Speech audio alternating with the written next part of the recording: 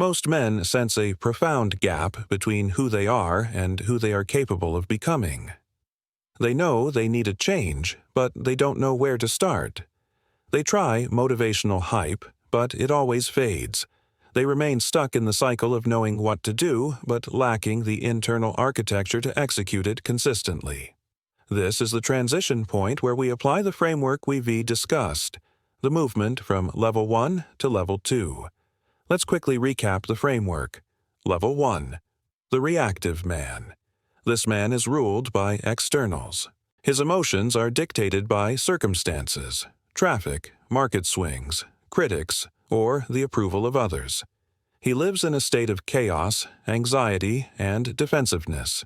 He is a thermometer, merely reflecting the temperature of his environment. Level 3. The iron mind.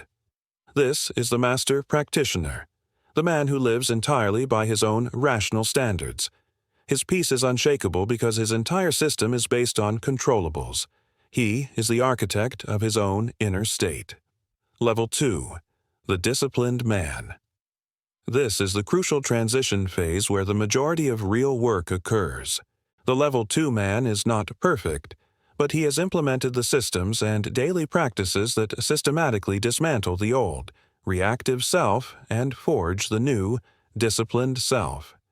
He is consciously choosing discipline over comfort, response over reaction. He is the bridge between chaos and mastery. Today, we are focusing on the 7 seismic shifts required to cross that bridge from Level 1 to Level 2. These are not small habits, they are fundamental re-architectures of how you perceive and engage with the world. Apply these, and the change will be profound, irreversible, and foundational. The problem with staying at Level 1 is that the chaos is compounding. Every time you allow external forces to dictate your mood or your action, you reinforce the dependency. You become weaker. To become the disciplined man, the man who can rely on his own resolve, you must break that dependency. The first shift starts at the most vulnerable point, your source of validation. A practical habit. Throughout this session, keep a running list of the 7 shifts. At the end of each section, mark a simple yes or no next to it based on your current dominant behavior. This creates a ruthless self-assessment that is necessary for growth. Reflective question. When you look at your life right now, how often is your mood determined by an external event that occurred in the last hour, and how much is it determined by an internal decision you made this morning? The Level 1 man uses the world as a mirror. He judges his worth, his success, and his moral standing based on applause, recognition, and the absence of criticism. His peace is entirely outsourced to the unpredictable, volatile opinions of others. This is the ultimate form of self-sabotage.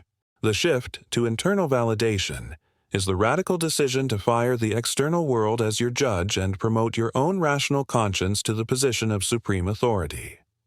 Approval seeking is subtle. It's not just fishing for compliments, it's the fear of confrontation, the inability to say no, the need to explain yourself to people who do not deserve an explanation, and the anxiety after posting something online. All these behaviors are pleas for external acceptance. Epictetus put it simply, if you want to improve, be content to be thought foolish and stupid with regard to external things. Your fear of being thought foolish is the chain that binds you. The alternative is self-referential confidence, a certainty that comes not from what you have, but from who you are and the integrity of your actions. You are confident because you know, through rigorous self-assessment, that you acted with justice, temperance, and courage. The results are external and irrelevant. The effort is internal and all that matters. I wasted years chasing the cover story and the industry award.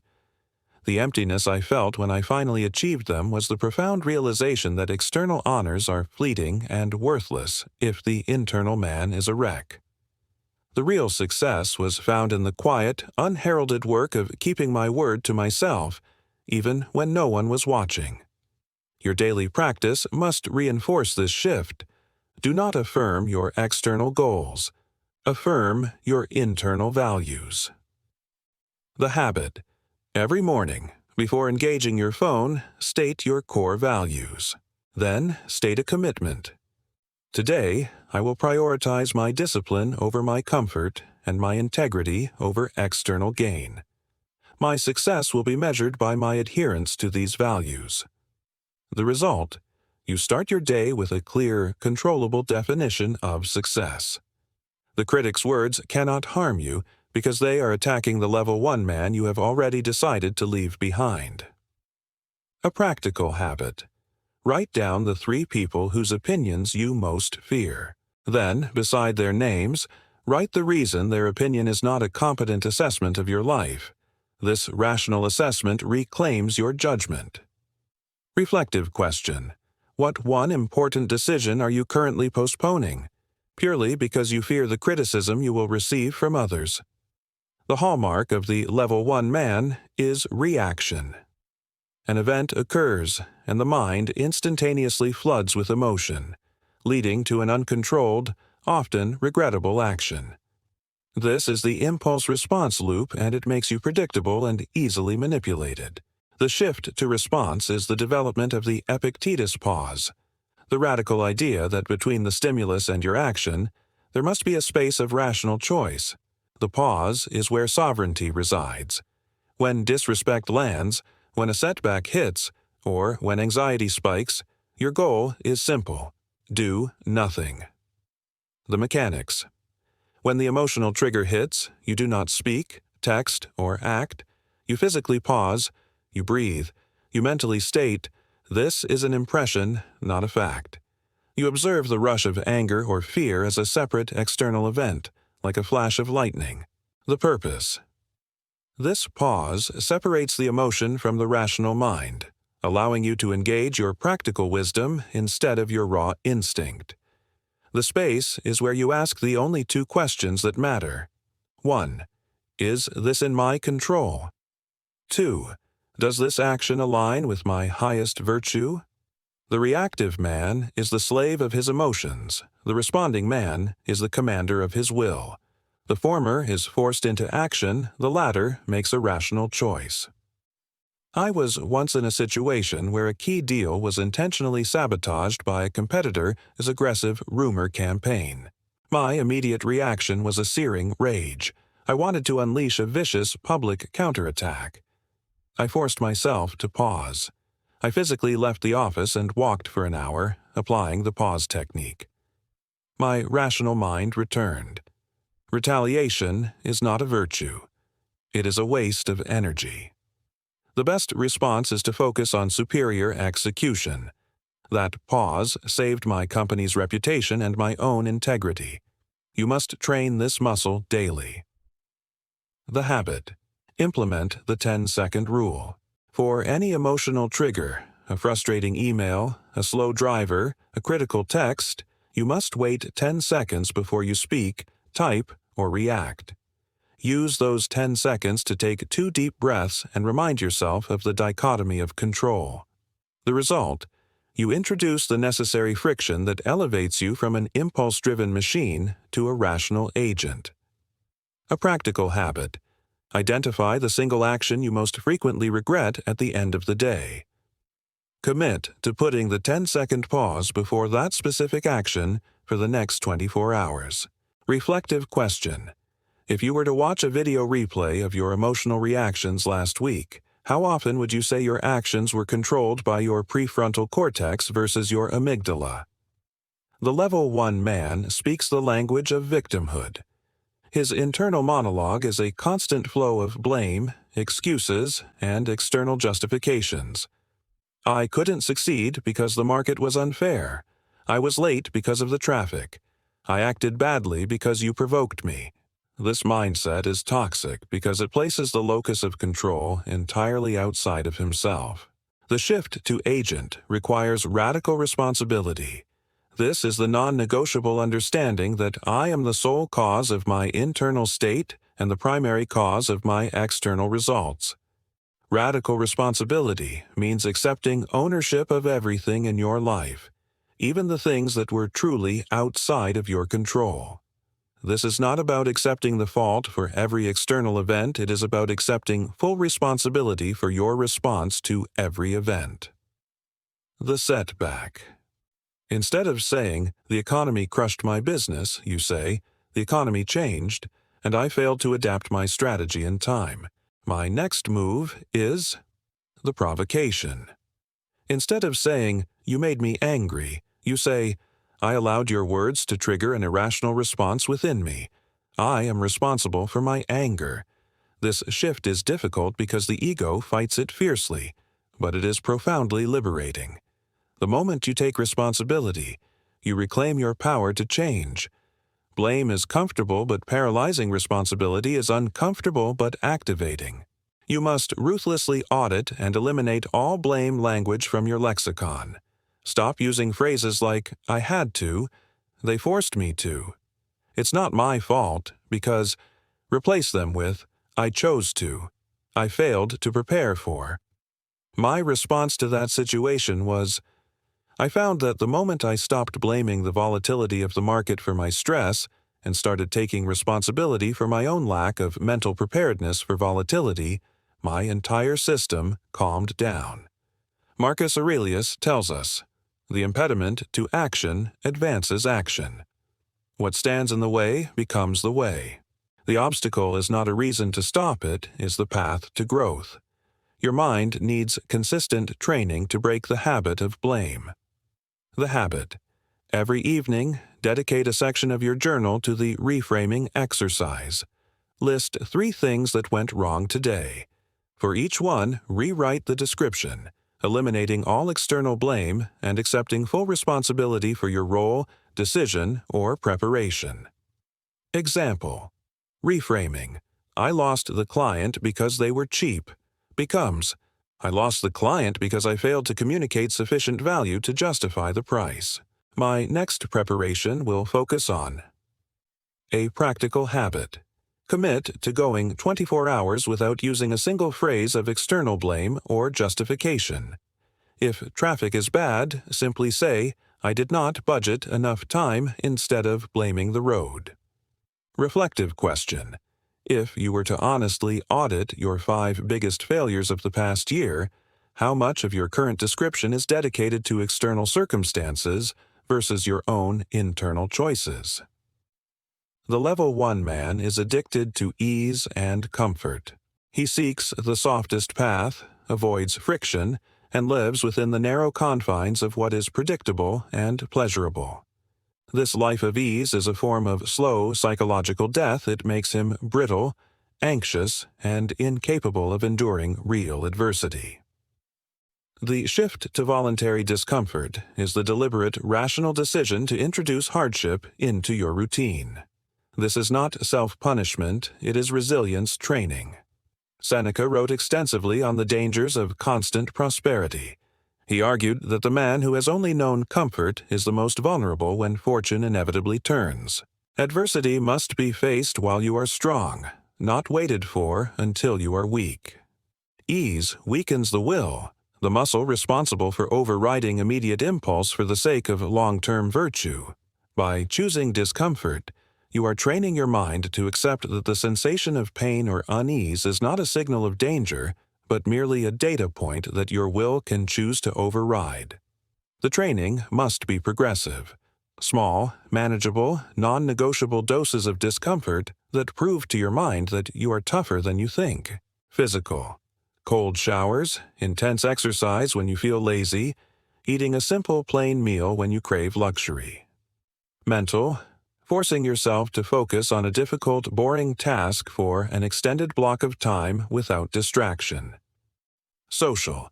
Initiating the difficult conversation you have been avoiding.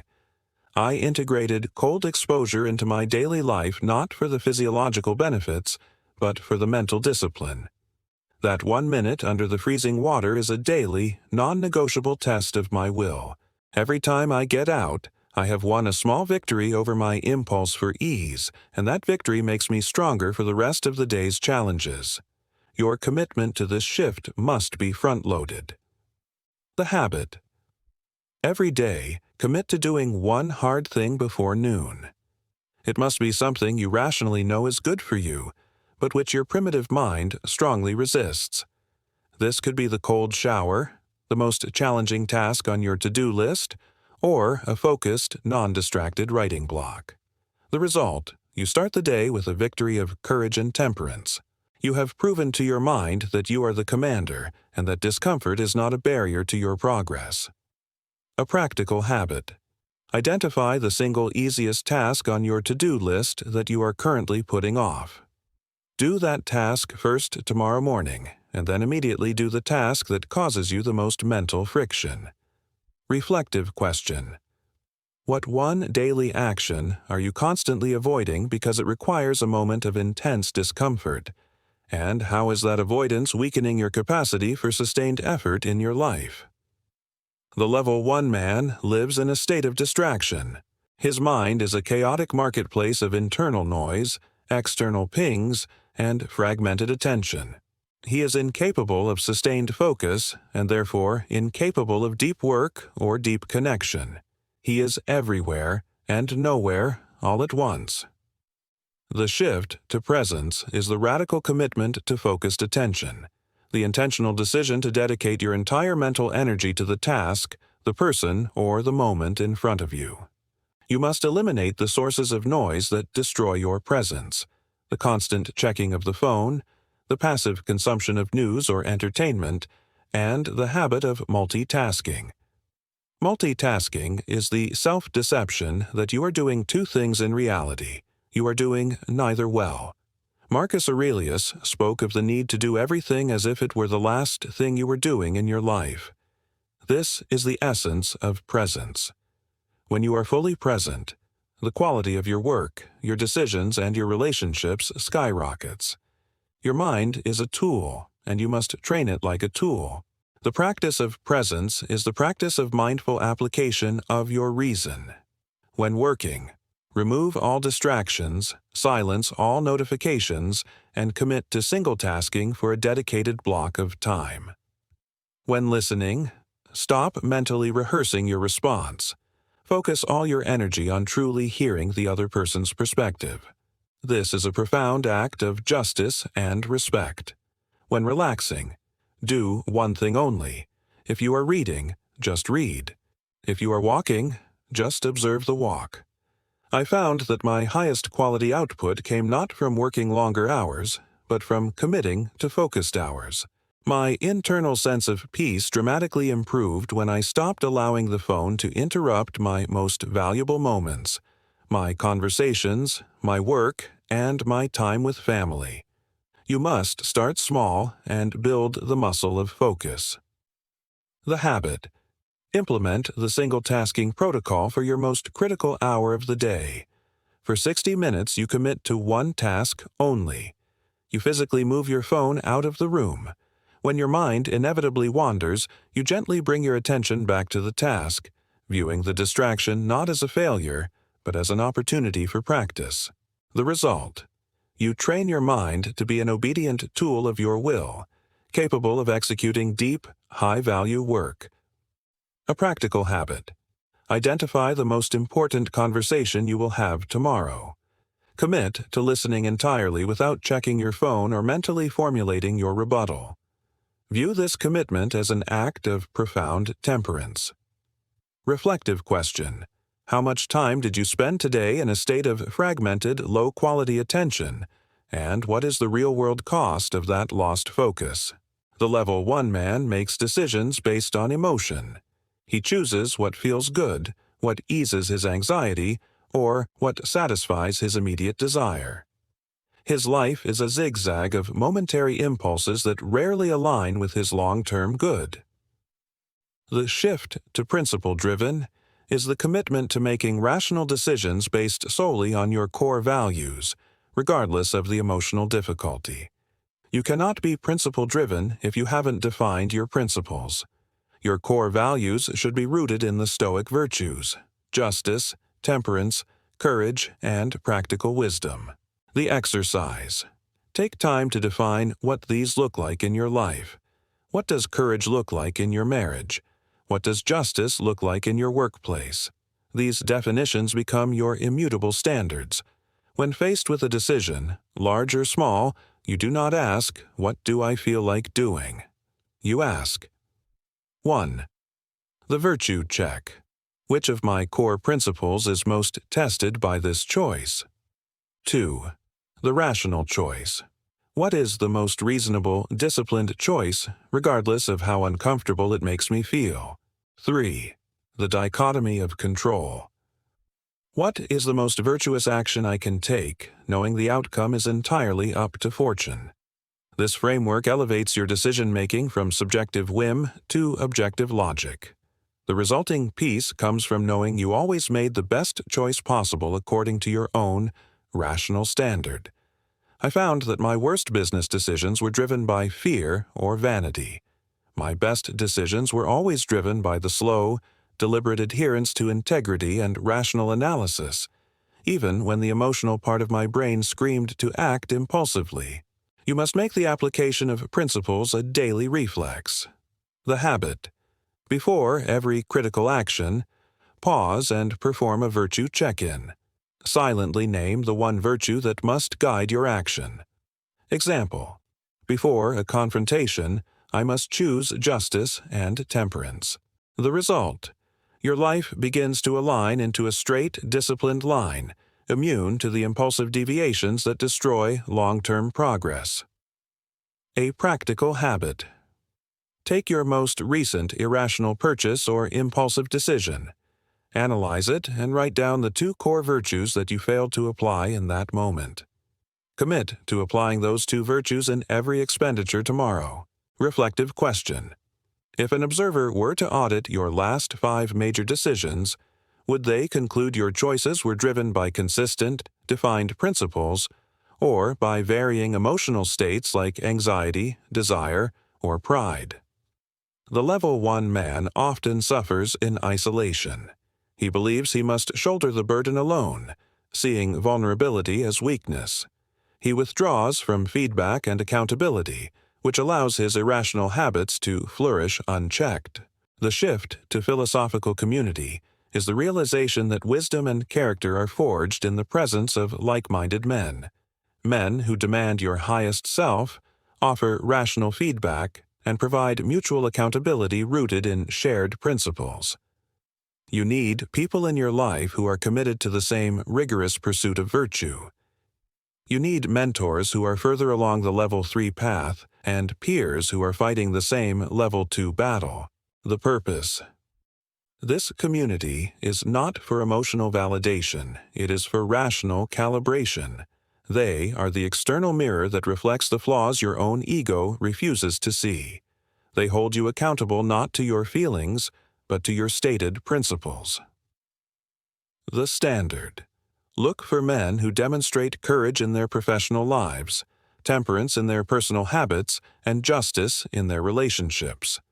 These are the men who will fortify your citadel, not breach it. You must willingly submit to an accountability structure. This means sharing your struggles and, more importantly, your failures in applying your principles. Sharing failures. When you admit a failure in front of a respected peer, you are making an act of profound courage. You use the external pressure of that accountability to ensure future compliance. Your daily practice must include an element of shared reflection. The habit. End your day by writing down one philosophical insight or one failure to apply a principle. Share this with your accountability partner or group. This is not a detailed story of your day. It is a clinical assessment of your inner state. The result. You solidify your learning by articulating it and create an external check on your internal honesty. You are no longer fighting the battle in secret, which gives your internal enemy nowhere to hide. A practical habit. Identify one person you respect who is clearly living at level 2 or 3. Reach out to them with a simple, direct request. I am focusing on building my discipline. Would you be open to a 10-minute weekly check-in where I simply share my commitment and my failure from the week? Reflective question. If you were to honestly share your biggest character struggle today, Who is the one person in your life who would respond with rational advice and a demand for higher self-discipline, rather than coddling?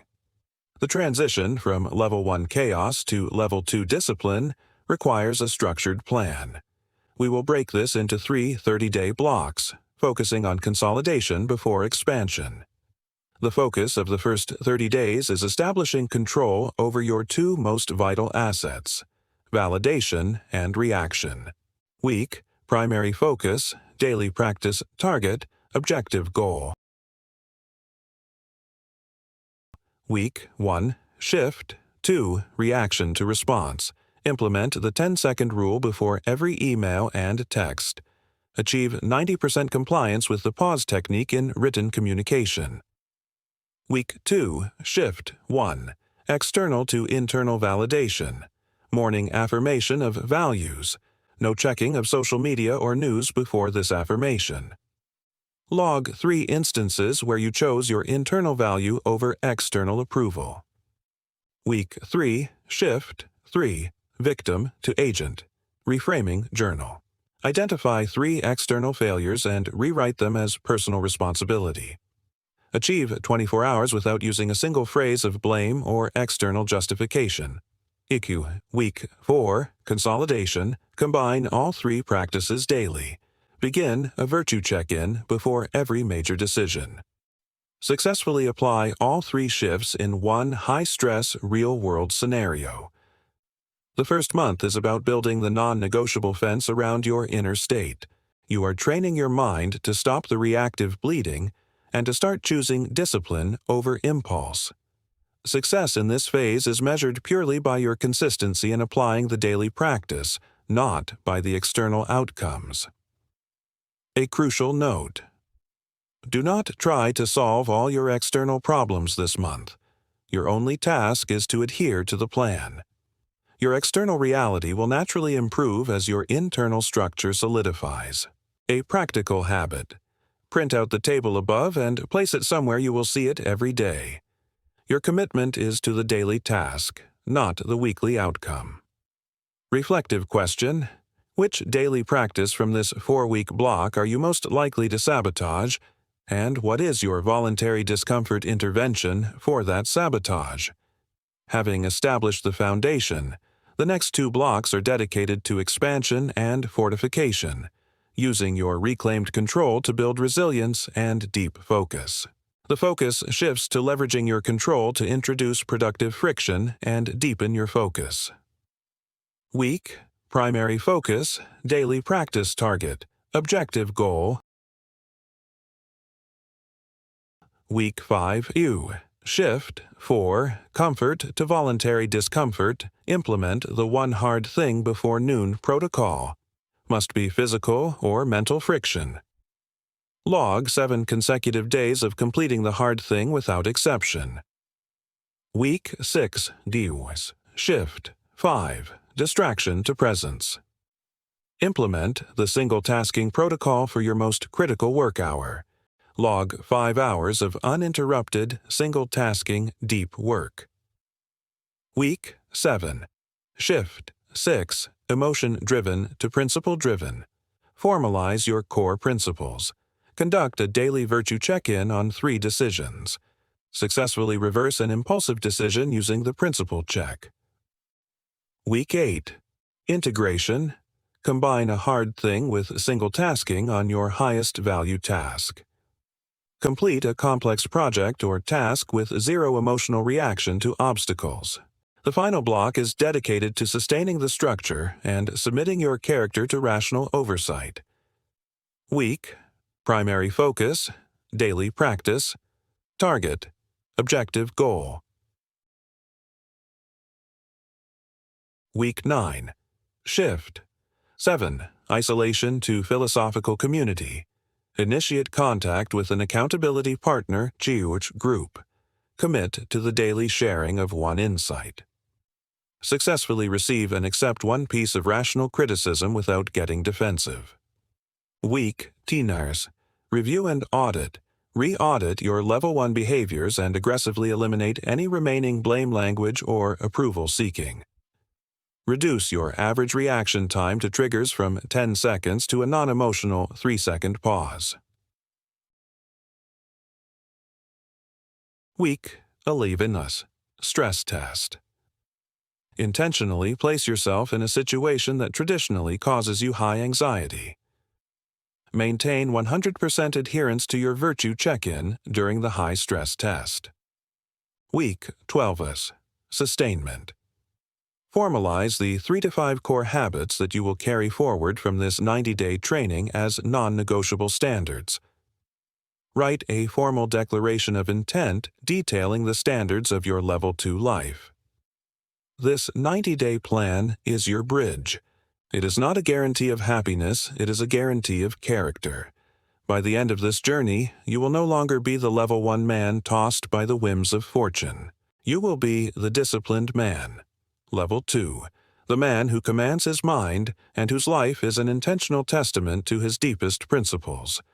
The work begins now.